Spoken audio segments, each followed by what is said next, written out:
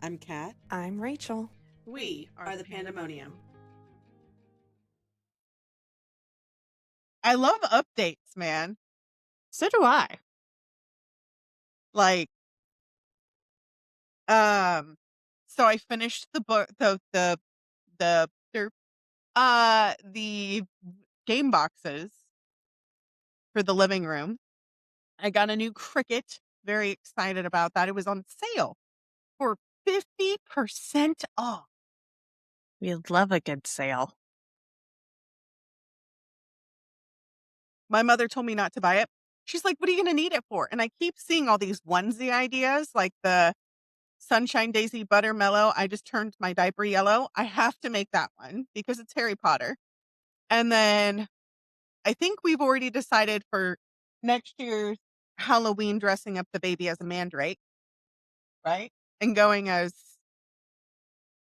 either Ron and Hermione or Ginny and Harry because I have the red hair wig. Well, orange. That's fair. Good morning. Good morning. Have you taken your meds? I did. I took them at 6 a.m.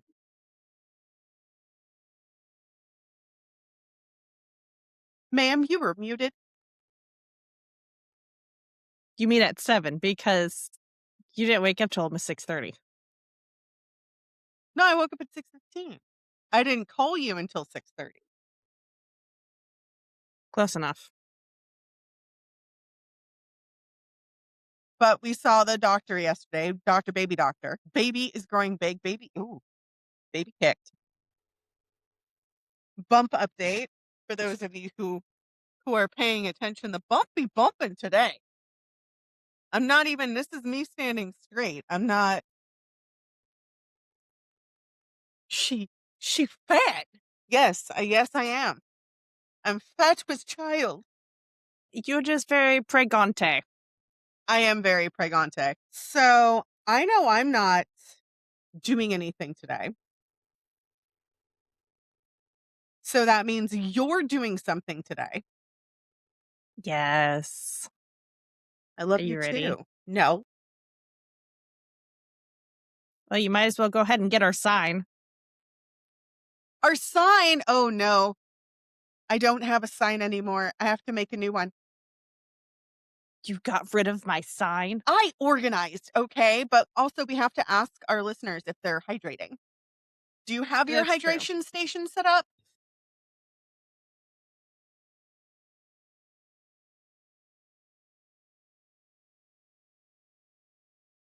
And yes, I'm making decals. I'm putting them on my freaking mug. As you should. I'm going to make some for you too. Rachel is going to be coming out for a visit in the next couple of dozen episodes. And we're going to shoot an episode here together.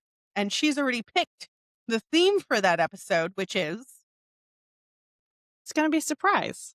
Of course it is. I already know what it is, but we're not going to say anything. So I'm guessing it's arsenic because you asked me for our list. We were at 7 last I counted for last season. So are we restarting or are we adding to it? Adding to it. Of course we are. So our arsenic count is now up to 8. It's a good thing that we're counting it by killers and not by victims because I did both. We'd be in double digits. I did both. We're now in the 50s if it comes to victims. 50s. So, of course it's arsenic. Or is it cyanide? It's arsenic. And an oil. I'm going to have to change glasses for this. This is too much. All right, I'm ready. So it's also she's also the first woman to die by electric chair in Ohio. Ohio. We're going back to Ohio. Listen, I have a thing about Ohio. Look, we love our Ohioans. We have a few. We have the last episode of this month of not this month, February. We have Ohioans that are going to be listening. We have Susie Q Witchy Poo. We also have Linda, Tarot Linda, Sarah, All my family. all your family. We got a smeddling, a sprinkling of people. Indeed, we do. I'm not ready, but you're going to go ahead anyways. This is a Pandemonium Witches podcast. Trigger warning. The following episode contains graphic violence and gruesome depictions. Listener discretion is advised.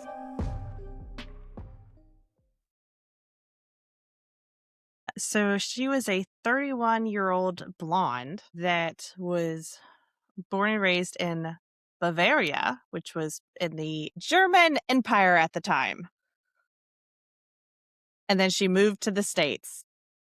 Bavaria.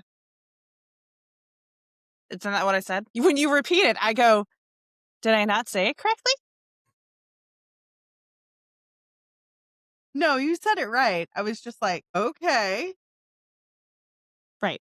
So Anna Marie Filser was born July 7th, 1906 in Füssen, Bavaria. Her father, George, was a furniture manufacturer, and the family was considered to be financially well off. Well, she was the youngest of 12 children, but 5 of her siblings had died by the time Anna was born. Oh. I mean, because of late 1800s, early 1900s, it was a common thing. Right. Because, that was before Rampant. that was before vaccines were prevalent. And when polio, speaking of which, and measles. Before vaccines was a mandatory thing. Precisely.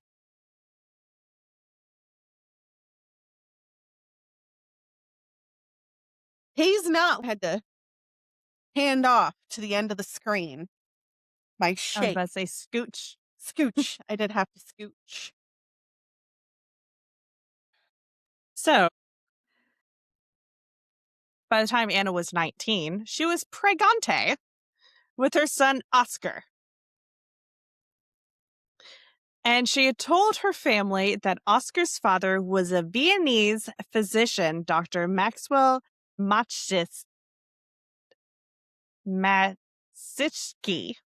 It's the S, the C, the H all together. That always throws me. Vietnamese or Viennese?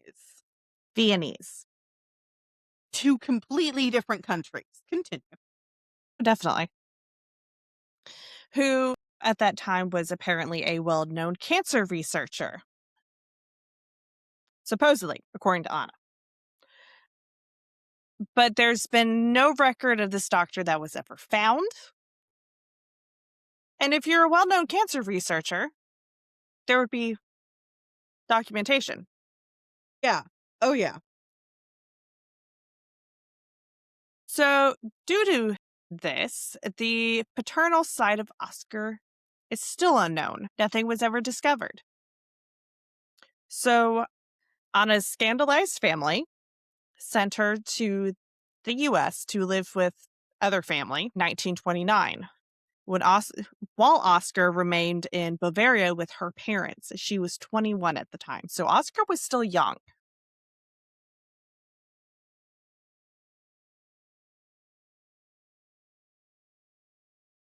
Are we multitasking?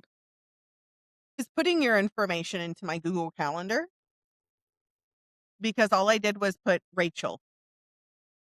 So it doesn't tell me Rachel what, it just said Rachel. And I get a little voice next to me going, you should probably describe it. And I was like, you are correct. Maybe I should. Thanks, Frank. I mean, when it got closer, you have been like, Rachel what? What's going on with Rachel? Because the baby's already taking half of my brain cells and the other half are just vying around willy-nilly racing for first place and they're all in third. So I was gonna say vying for last place. They're all in first.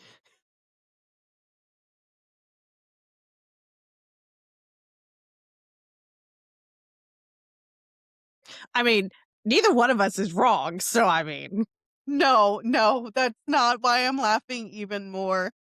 Is that somebody sent me a snap of them wearing 2 different shoes, and I read that as they were going to leave the house. So, were they still at the house where they could yes. change the shoes? Yes, so I sent them a message going, You should change your shoes."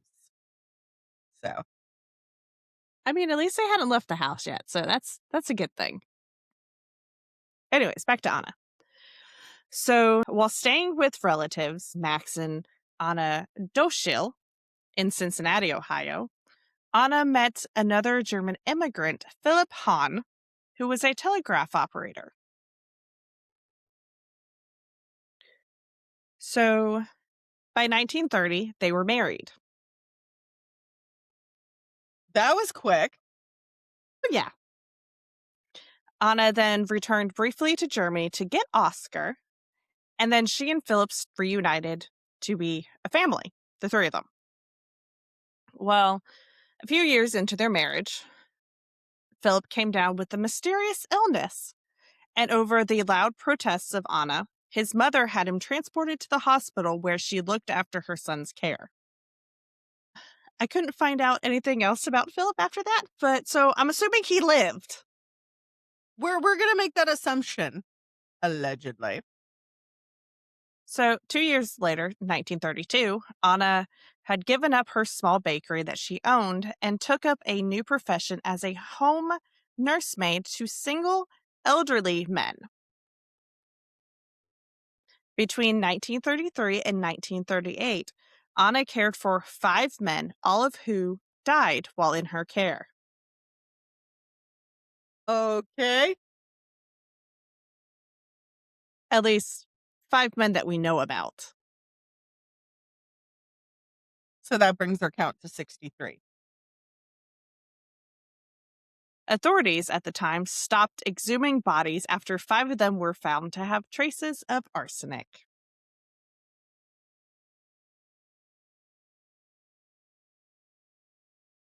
Are you making a little note to yourself?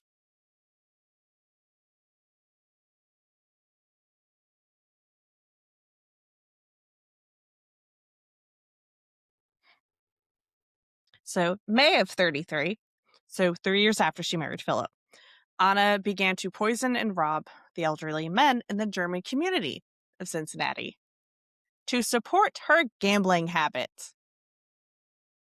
There it is. So, her first victim that we know of was Ernest Koch, who was 73, also known as Ernest Kohler, who died May 6, 1933, and was believed to be Anna's first victim. Anna had befriended him shortly before his death, and he proceeded to leave her a house in his will. You know who this sounds like? It's one of my several other arsenic killers that I've covered. Nanny Doss. From last season, Nanny Doss, she would write the pretty much Craigslist ads in the newspaper, looking for love. In very much all the wrong places. Now I can't think because I watched Anastasia yesterday. It's me, Grandmama. Anastasia. Oh, that's probably like one of my favorite parts of that movie. From Bartley. And yeah. He's my favorite character. Him and the dog. Like, Him and the dog. Not my favorite character out of all the Disney things. My favorite one is Zazu. with a sassiness. You know, he could make a great Roro. Zazu. What? When he pisses you off, you can take him outside and beat him. Anyways, not literally. We're talking about a rug. Not beating an individual person, just a rug. So, second up was Albert Parker, who was 72. Prior to Albert's death, however, she had signed an IOU for $1,000 at that time. She had signed the IOU because she had borrowed the money. And today's sum, that is $25,718.57.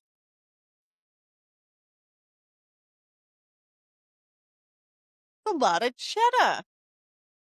And after his death, the document was either discarded or simply vanished. See, now I know something forky is going on, and I'm not saying the other word because the last episode I was editing, there is a lot of the word fork in that episode. So I changed it to forking and manure instead of bolt.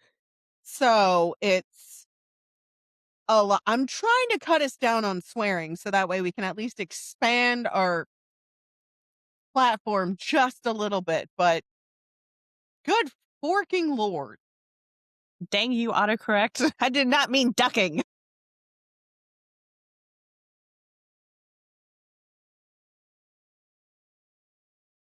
All right, next up was Jacob Wagner, who was 78 and died June 3rd, 1937, leaving $17,000 cash to his beloved niece, Anna, which in today's amount would have been $382,000 or $1,563.75.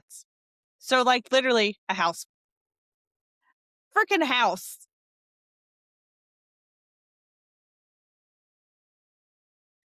Next up was George Gizman. I'm sorry if I did not pronounce it right. It's G.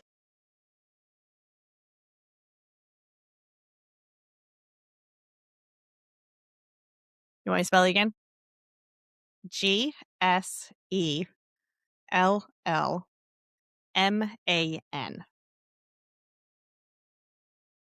Giselman. Okay. I wasn't sure because You can just call him G-Man. I would just call him George, but there's another George. There's like two other Georges. So George 1 and George George 2. George G was 67 and was the next victim. Anna became his caregiver, and upon his death on July 6, 1937, she received $17,000, which was the same amount as before. Although some documents say she received $15,000 from him, which would have been $337,556.25, which is still a lot. Still a lot of cheddar. George O was her last victim, George Obendofer, who was 67 and died on August 1st, 1937, and she received $5,000 or $111,742.76. But she had an almost victim, George Heiss. Did they live? This George supposedly was suspicious when Flies died from drinking the beer that Anna had given him. And so he told her, "You're going to drink this, or at least take a giant sip of it." And when she refused, he fired her, sacked her. Get your shit out of my house. Good for him. Let's just.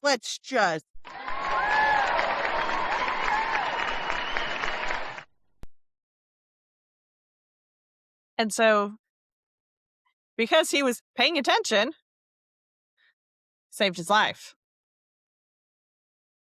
He also came back and spoke at her trial.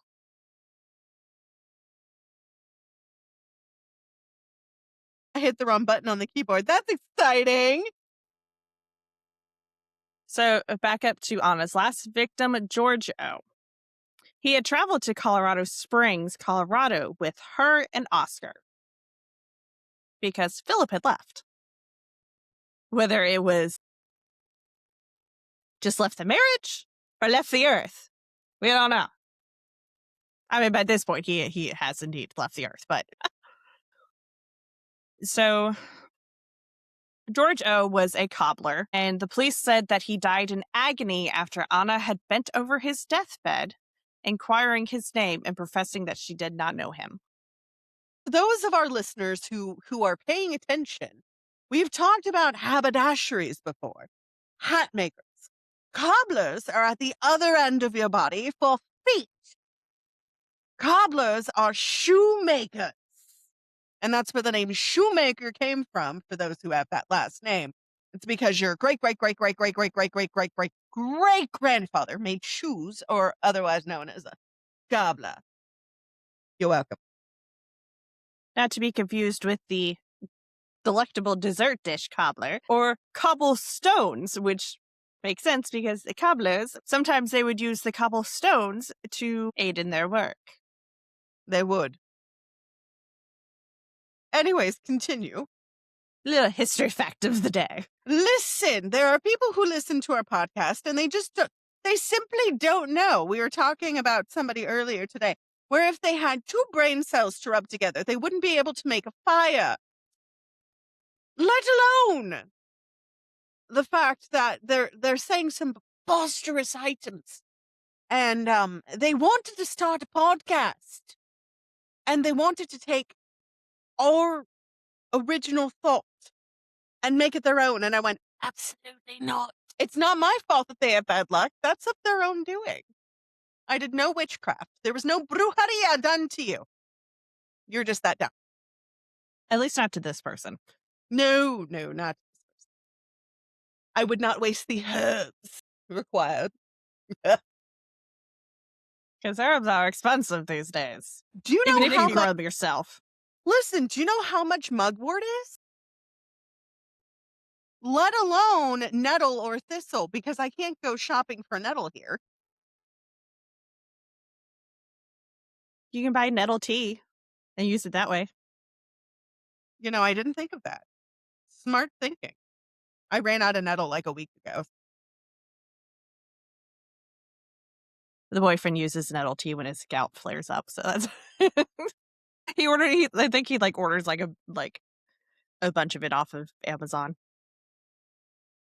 Hey, but that's smart. You gotta use what you got, you know? We have to be very frugal and... Sorry, there's a woodpecker on the bat house. I got distracted. We have to use what we got. All right, anyways. So... You good?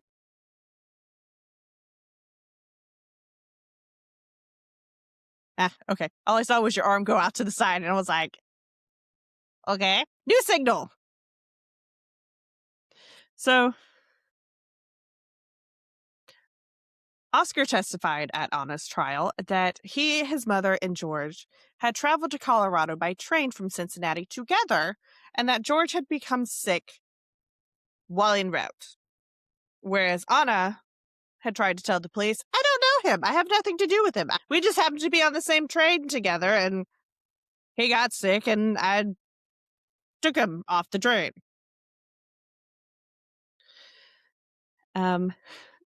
According to a newspaper article, police first interested themselves in Mrs. Hahn one hot day last August, the proprietor of a Colorado Springs hotel, which she had just visited in the company of an aging but adventurous cobbler named George Obendorfer, notified them of the loss of $305, which today is 99 cents, worth of diamond rings.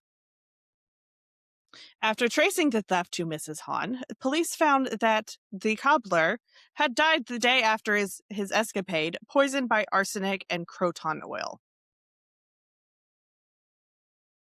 So, due to all of this, The police demanded that an autopsy of George was performed, Good. where high levels of arsenic was found. And that raised suspicions of the police. And so they decided to radio back to Cincinnati because by this point, Anna had hightailed it out, put out a warrant, and the talked to the cops in Cincinnati. Cops in Cincinnati decided that they were going to exhume a couple of victims to test because the bodies were still fresh enough that they could do that. Right. Those bodies also showed that they had been poisoned with arsenic, which, of course, made Anna the prime suspect because who benefited from all of their deaths? Anna. She did. And so she was very quickly arrested. To quote another article, because I found like 2 newspaper articles that I was so excited about because they were archived digitally, and I was like, I can read the newspaper. I got way too excited. Listen, if you ever have the chance to do it, there are 4 libraries in the United States that are known as the largest libraries. Okay. So yes, I said library this time. Okay. I didn't say library. I wasn't speaking as fast. So the first one is the San Francisco Library. The second is the New York State Central Library, which is based out of New York City. Are you okay? Or are you seeing squirrels in the backyard again? It's a blue bird with a red chest. And so it's a robin. No, like the top half is blue. Robins are brown on top. No, those are the women. The men are blue with red breasts. Hold on, let me double check. And then their butts are white? Yeah. Let me double check.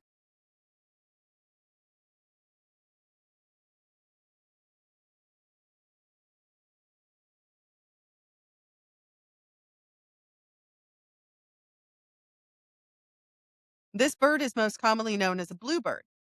Marvelous birds, known as eastern bluebirds, are brilliant royal blue on the back of the head, warm red-brown on the chest, and blue tinges on the wings. That is what I'm seeing then, is eastern birds. I know my bluebirds because my grandfather loved bluebirds. My grandmother had this. I was going to get it for my wedding, and it was embroidery of a bluebird, and my mom got rid of it by accident. But it's fine. I still got something in my grandmother's to wear for the wedding, but still. I feel like you called them robins earlier. Did I? I'll play the tape back. I'll put a clip in. But yeah. I'm pretty sure. No, they're bluebird. Yeah, because I was like, the only robins I've ever seen have been brown on the top and red chest. And I was like, that's not a robin. I don't know. Maybe I'm going crazy today, which is also possible.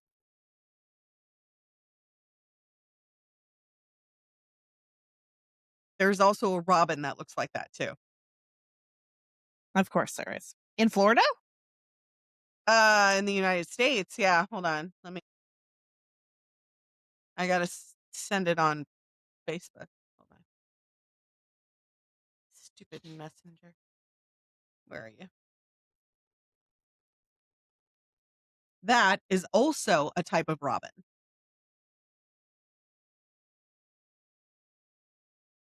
Is a mutated robin. So I don't know where the blue is correct. There was too much orange though.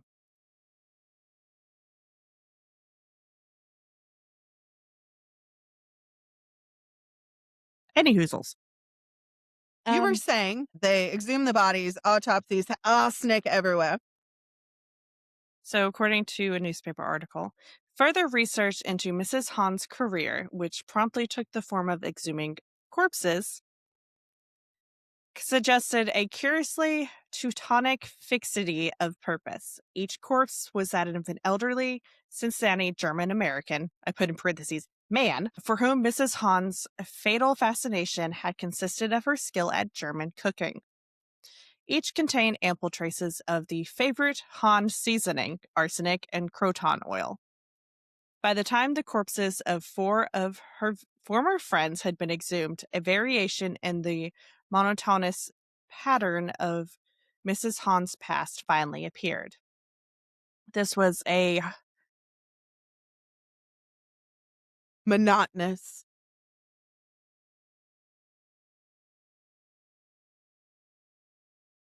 I got you. I know. A variation in the monotonous pattern of her past finally appeared. This was a hardy sexagarian named George Heiss, for whom the only consequences of a late evening snack of beer, pancakes, spinach, arsenic, and croton oil prepared by Mrs. Hahn was partial paralysis and indigestion. Still hale enough to be wheeled into court, he quavered out the most damaging testimony at her trial, for which the prosecution had picked the case of Jacob Wagner, apparently at random. So she was only tried and convicted of one murder instead of the rest of them. I mean, I could understand that because at the time it was hard to. It was in the early 1900s, right? So they didn't really have. Sorry. 1937, to be exact. Okay. So at that point, they didn't have the sequencing that we do now, where we can actually test the gut 10, 15, 20 days after they've already been entombed. So they didn't have that. They just had what they were able to look at under the microscope with what they had. They didn't have major mass spec as Abby from NCIS. This is true. So she was convicted after a 4-week trial in November of 37. Her jury consisted of 11 women and 1 man, and she was found guilty of poisoning Jacob Wagner with arsenic and croton oil. So, to establish the sincerity of her denial of this vice, defense attorneys shrewdly made a point of admitting their client's guilt of thefts, adultery, and forgery. Motive for Mrs. Hahn's dealings with her elderly Cincinnati compatriots was established as mere robbery. Motive for the robberies was even more innocent: her addiction to gambling, preferably on horse racing. Of the $50,000, which today's money is $1,117,427.59, acquired from her old friends in the last 8 years, Mrs. Hahn last week had barely enough left to pay her counselor fees, according to the newspaper. That's a lot of cheddar. Where did it go? She gambled. I was She had going to debts. say, the baby is going to come out knowing calculus in 8 different languages. I understood that after I said it. Thank you. It was definitely one of those, you opened your mouth and it came out, and then you went, oh shit.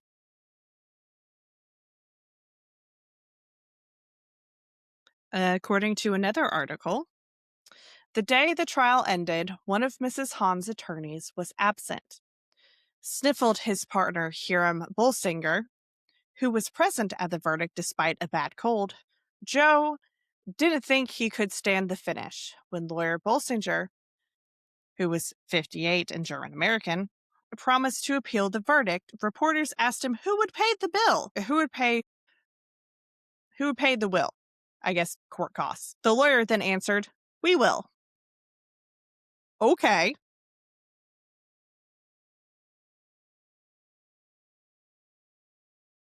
Go on. So she was sentenced to death and received the electric chair as her way to die. And apparently the judge had a hard time making that decision, but felt that he had to uphold it because the jury of her peers sentenced her to death.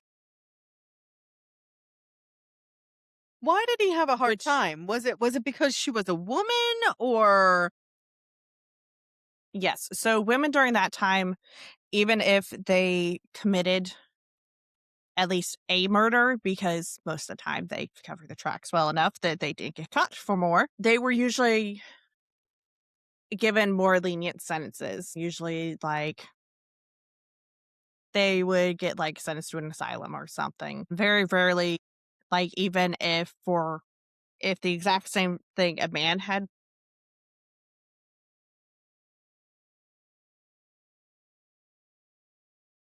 I just realized this whole time my mic wasn't plugged in.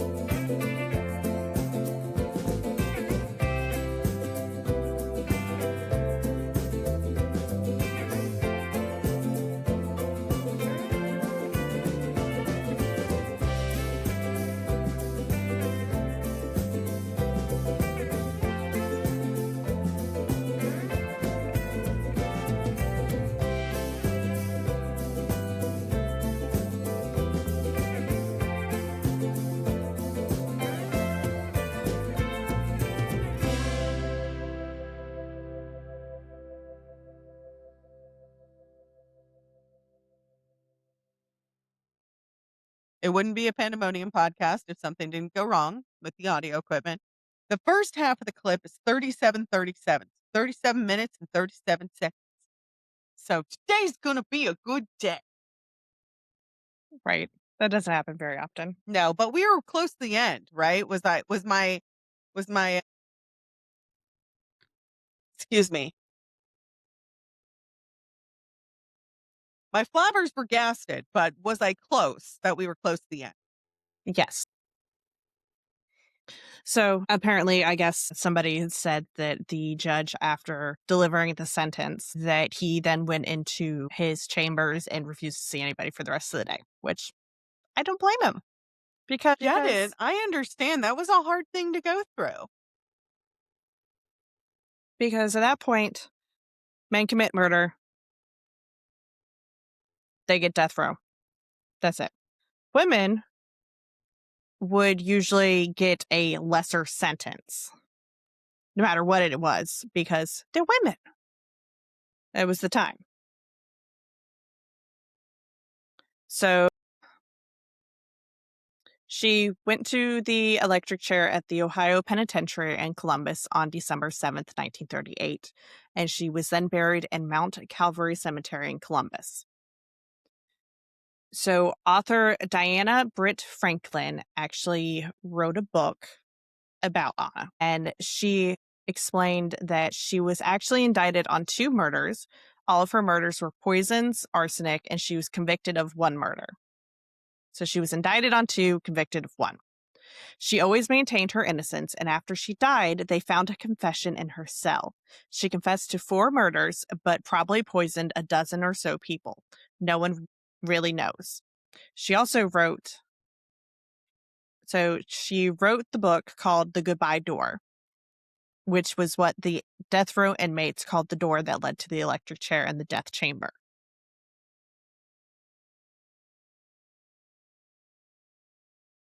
So That's a lot of my flabbers being gasted, just all one right after the other.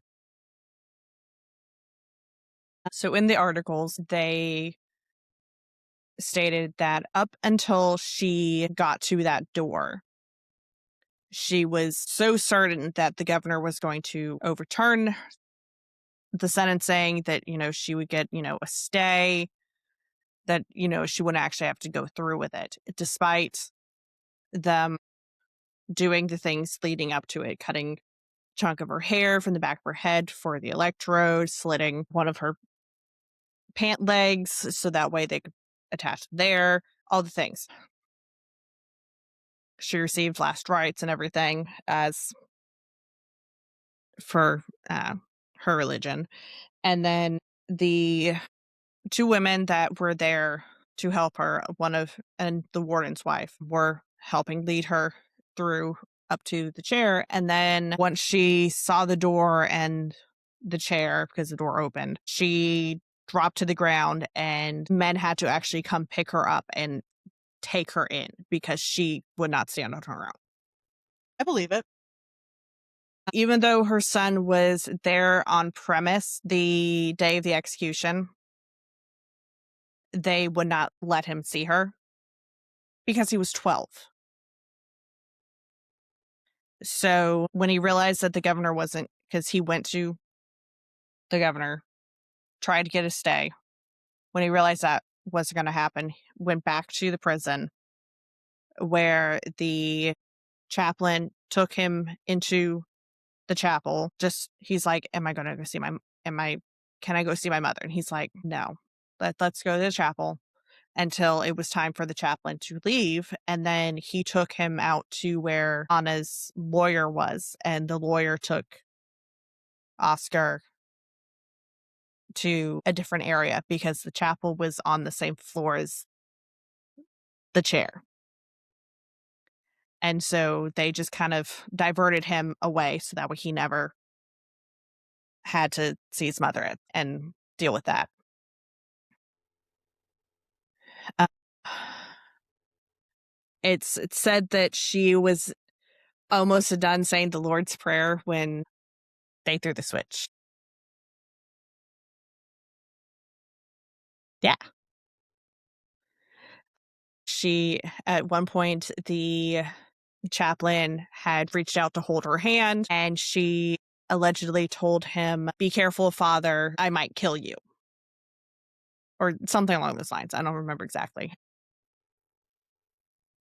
Even the warden, she begged the prison warden, to help her. And he literally said, "I'm sorry, Mrs. Hahn, there is nothing I can do." Because none of the guys there really wanted to do it, but it was their job. They had to. Apparently, the fellow men on death row, when they escorted her past them, they all told her goodbye, even though she was kept separate from them. They literally built a room for her to keep her separate from the men. And that was one of the only times that she ever saw them, was as she was walking out, and they all told her goodbye. But yeah. So she was buried in part of the cemetery that was reserved for charity cases, and the funeral expenses were shared, $50 by the state and the rest from unidentified persons. Sorry, I was reading from the news article. Oh, you're good. You're fine. My ear, Her as you can son, see, is a little red, so I'm just letting it air out for a second. her son was sent to Cincinnati to be with relatives. But that is the story of Anna,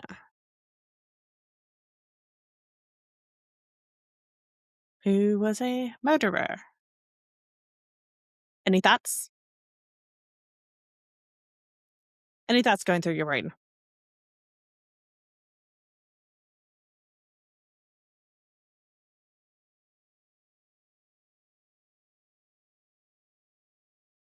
There are a lot of things that I would love to say. One of them being anytime we cover an arsenic case, I'm always very surprised, but then I have to remember that back then, pharmacies, especially small town pharmacies, which I went to on the way when I was coming here, I needed to stop and get some drinks or something, and I was going through a small town.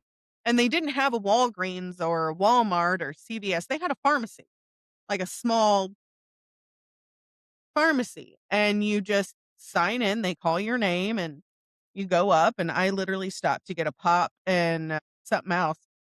He's like, "That's it? You don't need nothing else?" And I was like, "No. What else do people come in here for?" And he's like, "Oh, literally everything." Harry's next door was the hardware store, which I love Harry's. I have to put it in my book series because it's so cute. Listen, like little towns like that scare the crap out of me, but I also want to live in one because everybody knows everything about everybody else. But yeah, no, this case is she deluded, thinking that she could get away with something like this without getting caught for as long as she did. And the crazy part is she was only doing it for the span of I think 5 years, and they ended up catching her, and on uh she was only on death row for, I guess, from total 371 days from the time of her arrest to the time of her execution. That's not a long time at all. Definitely not. I'm not surprised by this case. I'm not surprised that you picked this case considering our track record with arsenic. I agree. I was like, oh, this one's short. I will go ahead and knock that one out. So that way it's a little bit of a reprieve from the last episode I did. I mean, I'm still working on editing that episode and I got 45 minutes into it yesterday. I'm working on a project for her sister, for Dr. Sister and her husband. And when I tell you, I was like, I'm gonna go do this. I'm not doing this anymore. And she's like, I understand. I just wanted to rip the Band-Aid off. And I was like, this is ripping the Band-Aid off? I just laughed at it because I was like, what do you mean? Unfortunately, it was because I was dreading doing it all last season and kept putting it off. I could have done it last season and it would have been worse. So Trey, you're welcome. It's done. It's over with. I guess that's it for today's episode. It is indeed. I'm not sorry because these are always the fun ones. Not really, because it's arsenic. Somebody died. But it's always fun learning about how they think because I have so many autistic family members that are far smarter than this, that know better, that would probably be caught in the same situation if they were ever in that situation, but they won't. Hopefully they're not. Hopefully not. Do you have any parting words for our guests?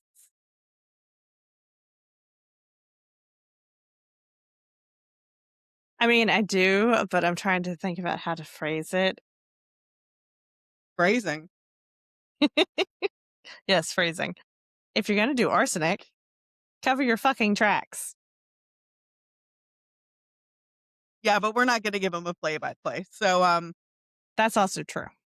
We know because of the patient that I used to have when I lived in Virginia who worked for NCIS back when NCIS was NIS. Stay feral, Bite the hand. and we'll see you guys next time. Okay, bye. Okay, bye.